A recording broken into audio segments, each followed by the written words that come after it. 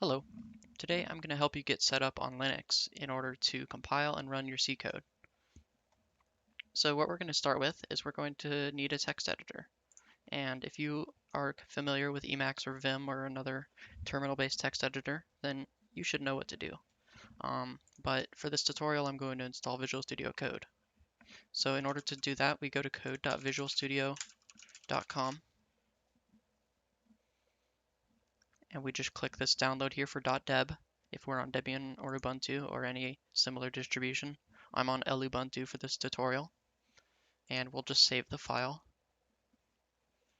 There it is. Okay, now we can open the containing folder, and it depends on your distribution whether this works, but you should be able to right click here, maybe shift right click, control right click. Now it looks like I actually don't have an option. Oh, I do. There it is, F4 to open the terminal. So here it is, and in order to install this, we just say sudo dpackage-i for install, and then start typing the name, and then just press tab, and then type in your password, and it will go ahead and install that for you. Should take only a minute.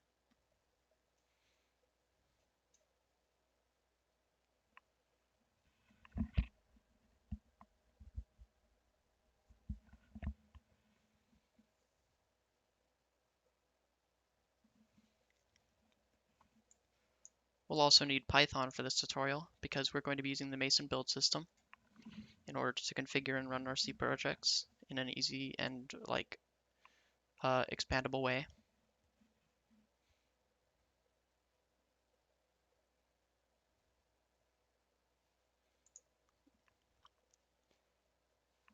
So let's see. Let's go ahead and make sure that we have Python 3. No, that's not what I meant to do.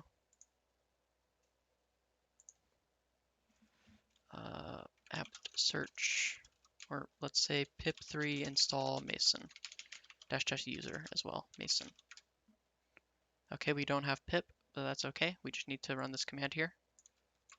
And we're not going to be able to run it until code finishes installing in this terminal up here. So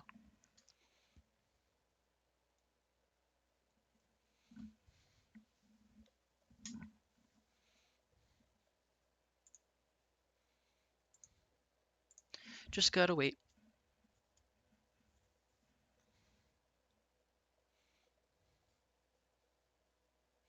We can go ahead and close this one, maybe open Firefox to get ready for some stuff. Do we need anything here? I'm not certain that we do. I don't know, I'm just kind of trying to find ways to fill the time while this installs. It's unfortunately a bit slow because I'm doing this on a hard disk and not an SSD. And I'm also doing it in a VM, as you can see by the username.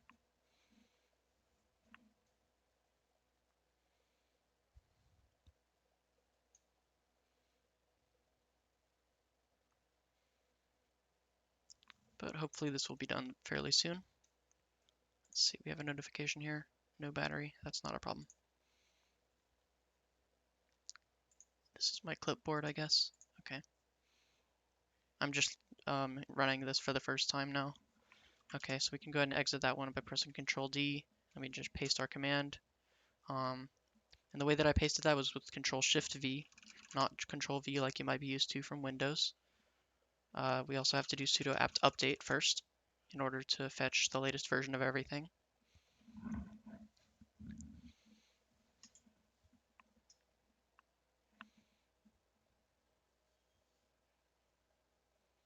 And that will take a moment. And we can also do an apt upgrade, but I'm not going to do that for now because look at all the other packages we're already going to be installing. This is also going to install a C compiler for you, so helpful command.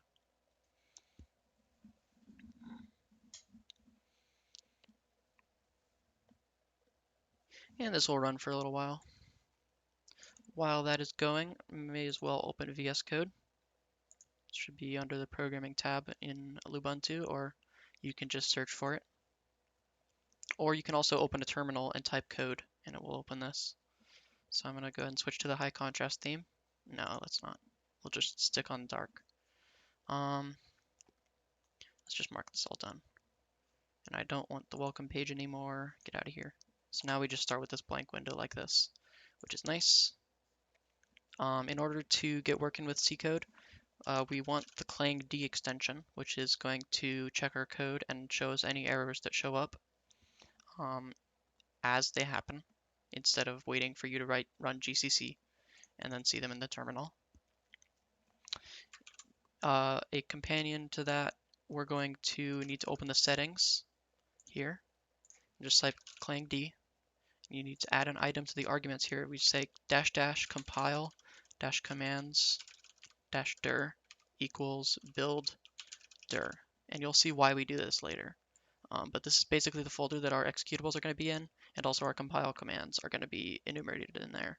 So the Clang D is going to read those compile commands and use them to ensure that we're synchronized in terms of how we're compiling the code and how Clang D is attempting to compile the code. Hopefully that made sense. If it didn't, don't worry. Just follow my steps and it will work. And if it doesn't work, you're welcome to just go in the comments and roast me. I don't know.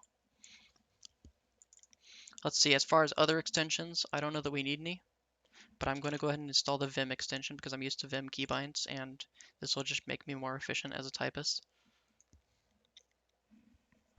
Obviously, you don't have to do this, but if you know Vim, then great, this is going to enhance your productivity.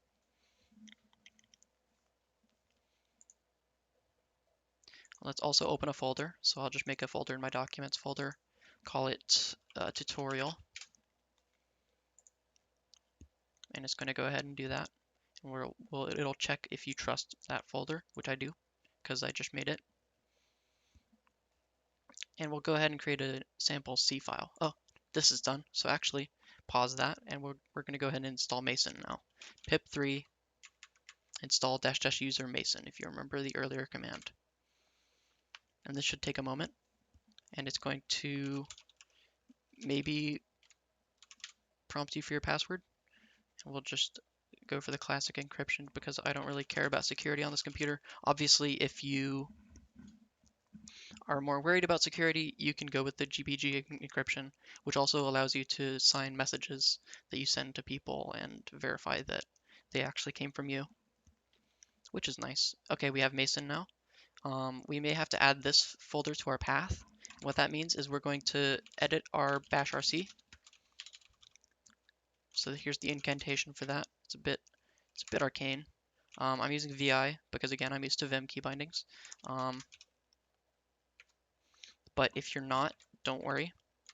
All you have to do is open this in Nano or even VS Code. And all you have to say is export path equals $path : this folder. And go ahead and replace that with $home, just so that it works a little bit better. Maybe we want to put this entire thing in quotes just for good practice purposes. Maybe put this in curly braces. I mean, there's a bunch of things you can do, right? Just in order to clean up your bash. But this seems like a pretty solid line of code. So copy this code into your bashrc and then save and quit it. And I'm not going to teach you Vim in this tutorial. That's probably for another tutorial. And then you have to apply the changes by saying source ~/bashrc. That's the tilde key. It appears above your escape key, usually on most keyboards. If you have an international keyboard, I don't really know, but I'm sure you can find it. All right, and then we just type Mason version to verify that we have it, and we have version 0.60. Great, that's the latest version. So now we can go to this terminal and actually restart VS Code because we changed the path. This is something that you have to do typically when you change the path variable on Linux and Windows. But it's going to reopen everything a little bit slowly. All right, and now we're going to create what's called a build definition. No, let's not. Let's first start by creating a C file. The whole point of this tutorial is to write C after all. So we'll go ahead and edit a file called main.c, and it's going to go ahead and recommend us an extension here, this one. Go ahead and ignore that because we have Clang D, and that's a replacement for that. And it's this message, however, is important. It's asking you to install Clang D, and yes, you do want to do that. Otherwise, it's not going to work. and then it'll ask you to reload the window, which is perfectly fine. And now if we say #include, you'll notice that red text, or there's a red underline under my text here. And it's also giving me some auto completion options here. So I just press tab to accept that completion, and we're good. So in C, you always start with the main function. We'll go over this in more depth in a later tutorial. And all you really have to do is repeat after me for this. We're just verifying that our C toolchain is up and running. So we'll say puts hello world. This is a traditional program that pretty much everyone writes as their first program in C, or any new language that they're learning. So if this is your first language you're learning, welcome. All right, and that's about it. We'll go ahead and return 0 from this function and save that file. Make sure it's saved. Down here it verifies for me, but that might be a Vim thing, I'm not sure. Anyway, now we need to tell our computer how to build this program.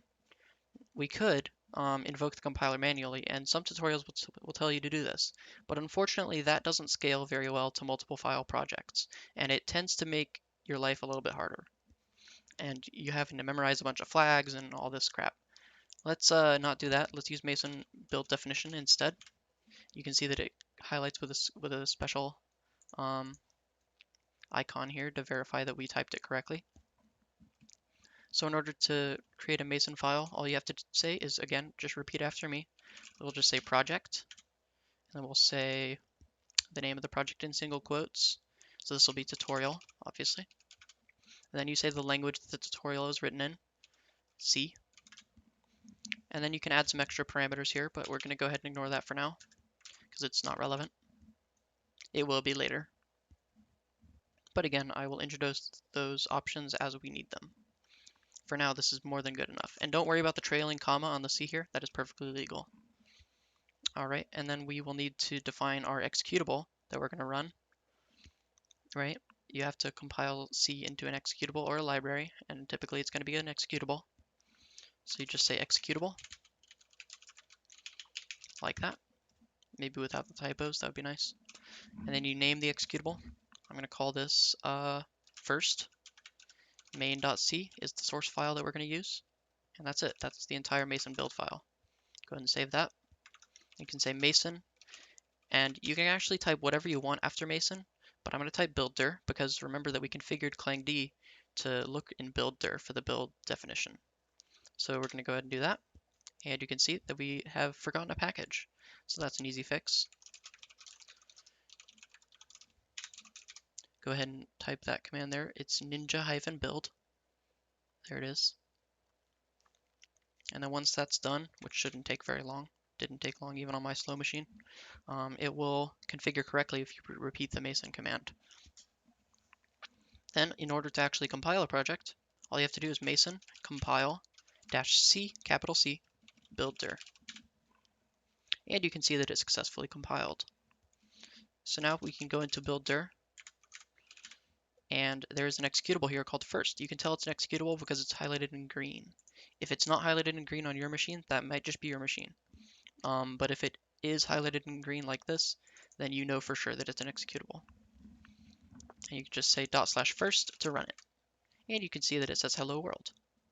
So there you go. We have successfully compiled and executed our very first C program, and we've got everything installed. So thank you for watching this tutorial. I'm not going to go on for too much longer here. In the next tutorial, we're probably going to go over Git and how to ensure that your code stays around and you never lose it, basically. So we'll go through that in the next tutorial. Thank you for watching, and I appreciate it. Make sure to add any questions in the comments if you have any. Thank you.